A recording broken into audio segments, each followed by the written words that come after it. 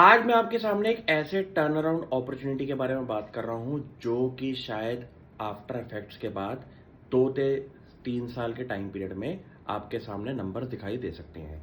Company का नाम है ऑल कार्गो गति। कंपनी का सबसे पहली बात क्या है कि प्रमोटर चेंज।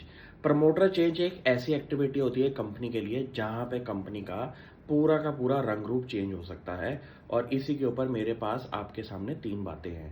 पहली बात, कंपनी के Q1 रिजल्ट्स के अंदर कंपनी ने ये दिखाया है कि QIP रेस करने के बाद कंपनी आज की डेट में कैश पॉजिटिव हो चुकी है और कंपनी पे कोई डेट नहीं है। दूसरी चीज, कंपनी का EBITDA परफॉर्मेंस कॉस्ट ऑप्टिमाइजेशन की वजह से इस टाइम 11% का इंप्रूवमेंट है लास्ट ईयर से।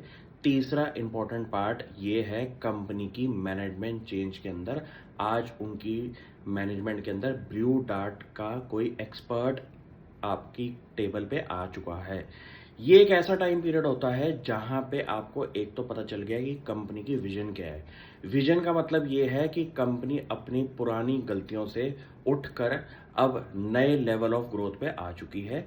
यहाँ पे मैनेजमेंट चेंज का सबसे बड़ा क्राइटेरिया है कि ब्लू डार्ट कंपनी से कोई अगर की मैनेजरियल पर्सन आपकी कंपनी में आ रहा है तो वो अपना एक्सपर्ट एक्सपीरियंस लेके आ रहा है। दूसरी चीज, ऐसी कंपनी जो कि आपके कंपटीशन में भी है। दूसरी चीज, आपके बारे में पता होना चाहिए कि इंडस्ट्री का कोर एक्सपर्टीज भी है उनके पास, टेक्नोलॉजी का फ्रेमवर्क भी होगा और कैसे कंपनी के ऑपरेशंस को चलाना है।